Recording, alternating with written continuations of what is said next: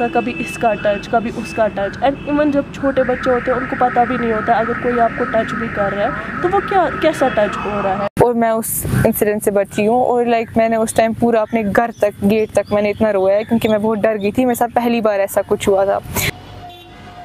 Pfizer अपने घर से स्कूल तक हर रोज बस में सफर करती थी, लेकिन एक दिन सब कुछ बदल गया। वो नजरें जो पहले आसानी से नजरअंदाज हो जाती थी अब उस पे बारी और तेज हो रही थी।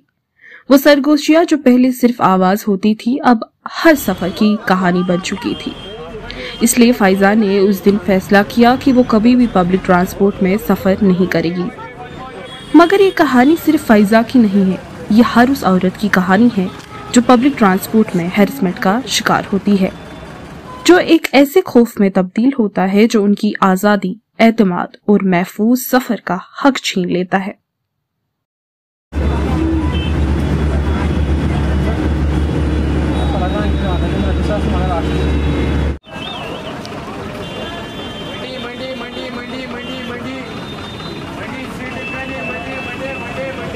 मैं अगर अपनी बात करूँ तो जब मैं स्कूल में थी तो मेरा स्कूल जो है वो घर से काफ़ी दूर था, तो पब्लिक ट्रांसपोर्ट में ट्रैवल करना पड़ता था।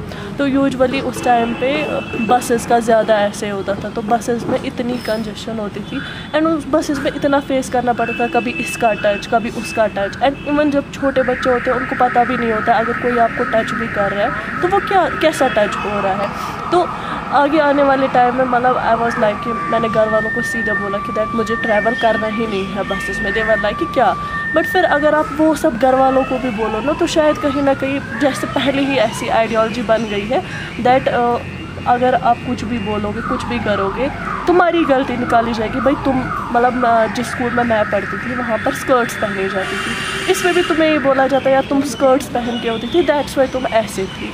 एंड अगर अब फिर उसके बाद जब देखा जाए मतलब मैंने बसेस में ट्रैवल करना बंद कर दिया फिर लेकिन ये जो है हमेशा नहीं चलने वाला था, बिकॉज़ आगे जब आप कॉलेज में आते हो, यूनिवर्सिटी में आते हो, आपको तो पब्लिक ट्रांसपोर्ट फेस करना ही पड़ता है।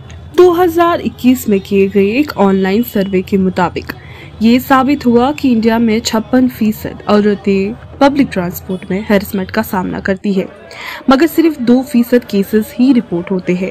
ये डेटा इस बात की तरफ तवज्जो दिलाता है कि अक्सर औरतें अपने एक्सपीरियंस से छुपाती है या डर के सबब शिकायत नहीं करती, जो समाजी और कानूनी निजाम में मजबूत हिफाजती इकदामात की जरूरत को उजागर करता है।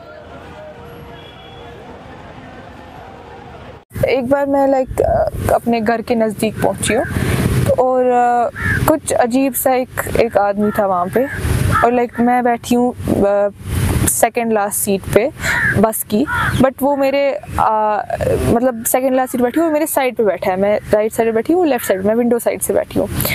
और वो मुझसे पूछ रहा है कि आपको कहाँ उतरना है, और मैं उसको, मुझे लग रहा है वो मुझे बोल रहा है कि फेयर कितना है, और मैं उसको बोल रही हूँ 20 रुपये। वो बोल रहा है आपको कहाँ उतरना है। मैंने उसको बोला ही नहीं मुझे कहाँ उतरना है, क्योंकि मैं इतना डर गई थी।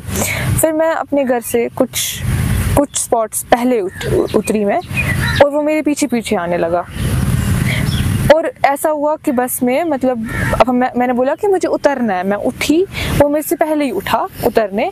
तो जब उस स्पॉट पे उतर गया मैं फिर उधर ही रुकी, मैं बस में रुकी, मतलब मैं उतरी नहीं। फिर बस थैंकफुली तेज़ चली और मैं उस इंसिडेंट से बची हूँ। और मैंने उस टाइम पूरा अपने घर तक गेट तक मैंने इतना रोया है, क्योंकि मैं बहुत डर गई थी। मेरे साथ पहली बार ऐसा कुछ हुआ था।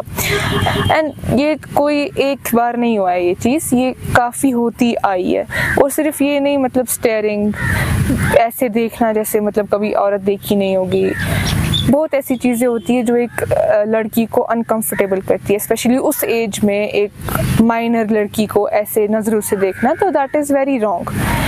अगर लॉ स्ट्रॉन्ग होगा तो ऑब्वियसली तब we can see change in our community. हमारे महकमे में जो हमारे जो ऑफिसर्स हैं और जो हमारा मैकेनिज़्म है, उसके मुताबिक हम जो कि सेक्टर जहाँ पर ज़्यादा फुटफॉल होता है वुमेन का, जैसे स्कूल्स हैं, जैसे कॉलेजेस हैं, इसी तरह जो एजुकेशन इंस्टीट्यूशंस हैं या वर्क प्लेसेस हैं जहाँ पर वुमेन ज़्यादा आती जाती रहती हैं, तो वहाँ पर हमारा फोकस रहता है कि विमेन की सेफ्टी को इंश्योर किया जाए, उनकी जो है कम्यूटरशिप है वो फैसिलिटेट की जाए, तो उनको जो है कहीं पर इस तरह से कोई भी शिकायत ना आ जाए कि जहाँ पर लोगों ने उनके साथ ज़्यादती की। आपको पहले बिलीव करना है कि यहाँ पर एक ऑफिसर बैठा है जो कि ट्रैफिक का है और वो मेरे लिए बैठा है। उसका काम ही है मुझे सेफ्टी देना, उसका काम ही है अगर मेरे साथ किसी ने ज़्यादती उसको उसके खिलाफ जो है कार्रवाई करना। देखिए, मैं फिर से ये रेट करना चाहूँगा कि हमारा महकमा जो है, हमने एक हॉटलाइन रखी हुई है 103। उसके अलावा अगर कहीं भी कोई ऑफिसर आपको ट्रैफिक का सड़क पे मिले, उसके पास आप कंप्लेंट किया, ये समझ लीजिए मेरे पास वो पहुंच गई and immediate action will be taken against that. तो उसके लिए कोई ये ज़रूरी नहीं है, you don't need rocket science for that. Simply आपको कॉल कीजिए and you will get a response from that.